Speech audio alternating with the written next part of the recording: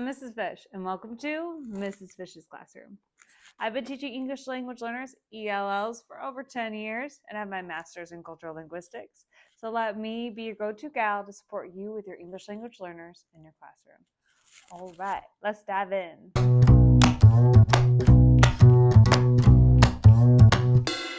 All right, so you were just told you're getting a new English language learner in your classroom. Awesome, great. But you come to me and you say, hey, Mrs. Fish, I'm getting a new English language learner. Help me. What is and who is an English language learner? No worries, I'll help you. But first, let's clear up all the labels or the TLAs that come with English language learners. TLAs as the 3-letter acronyms, because there's a lot. Okay, so the first one is ESL, English as a Second Language. Then there's ELL, English language learners, EL, English learners. Then there is ESOL, English as a Second Language, EAL,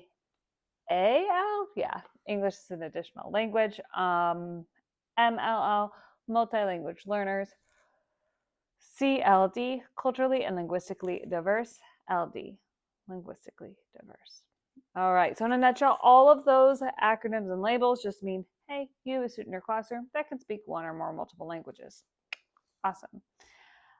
Personally, my favorite is CLD, culturally and linguistically diverse. I think it is the most equitable label. It is not widely used yet, but my current label in my public school is ESOL.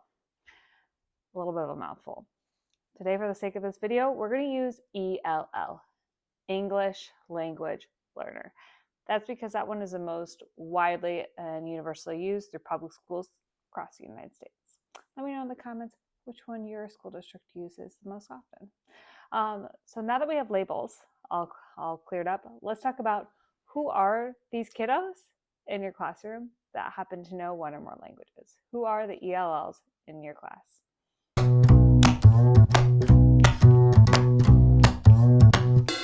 So an English language learner is any student that speaks one or more multiple languages at home other than English, and their English proficiency is very limited to 0. That means they are learning how to speak English.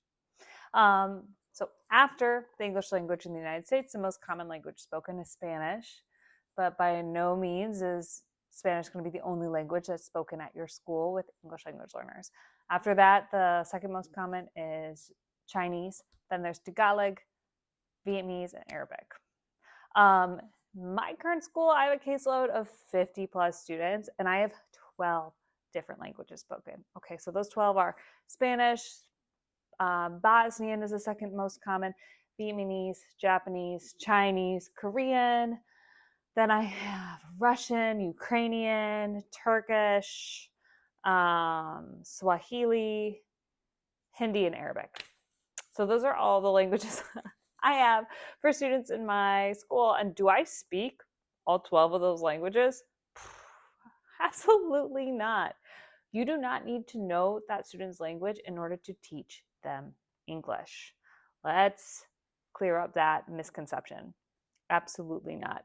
According to the very wise linguistic professor, Stephen Carnage, he says humans acquire language in one way is by understanding messages or comprehensible inputs. So a comprehensible input is you as a teacher creating very rich classroom environment with meaningful language connections to the real world, to that student's experience, explicitly teaching language skills, and then giving students time to use that language and apply it. So in my other videos, I'm going to give you specific strategies in order to help you with this. But let's be clear. All teachers are language teachers. All teachers are language teachers. We speak and learn through language, and that makes all of us language teachers. So it's a little bit about who English language learners are. Now, let's talk about where your English language learners could be coming from.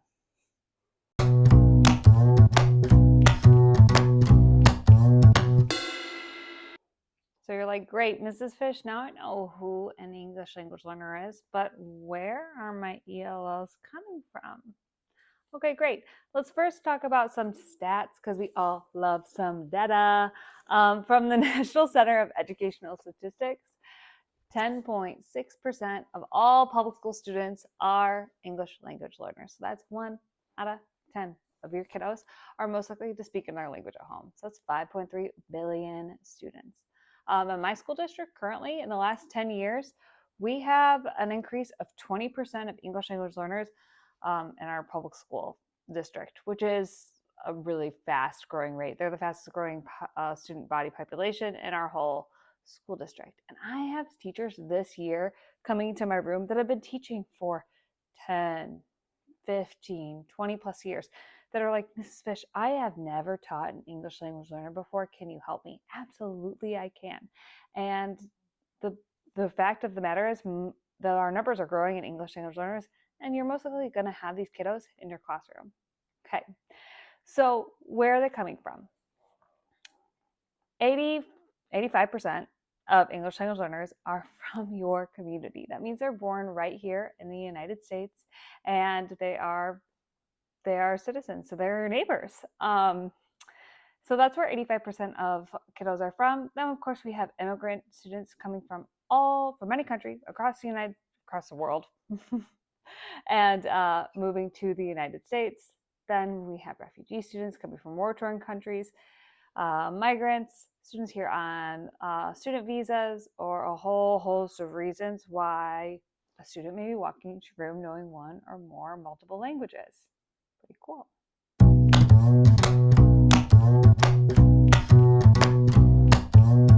So here's a helpful tip. Know your student's background. A student that has just immigrated to this country from another country is probably going to have much different social, emotional, and academic needs and linguistic needs than a student that has been in the public school system since kindergarten or in a neighboring community school. So that's my first tip for you. Know their background. Second, do not assume that their parents or guardians speak English. If you have an English language learner in your classroom, most likely whoever's in the household with them speaks that language as well. And that does not mean they know how to read, write, speak, or listen in English. So it's really important to find out if they can or what languages they want to be communicated to you best. So this means when you're sending out your QD newsletters or emails, setting up parent-teacher conferences, make sure that you're finding out if you need to get that information translated or you need to get an interpreter, and you get one over the phone if you're somewhere super rural, in order to communicate with those families.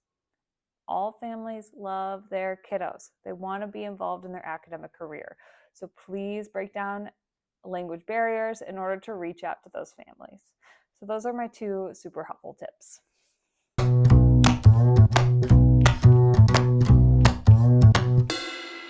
So if you have an English language learner in your classroom, congratulations. I'm so excited for you and your classroom community because knowing one or more multiple languages is an asset. So let's review. Who are English language learners? Any student that knows one or more multiple languages and their proficiency in English is minimal to 0. Where do they come from? English language learners can be from anywhere. So find out your student's background and where they're from and how to best communicate with their families. Additionally, make sure you find out the next tip for you is to find out what your English language learners' language proficiency is. What level of language are they at? Can they speak a little bit of English or no English at all? And lastly, congratulations! Having an English language learner in your classroom helps build your classroom community and makes a really rich, beautiful environment. Great! Please check out my other videos if you want to learn more about English language learners.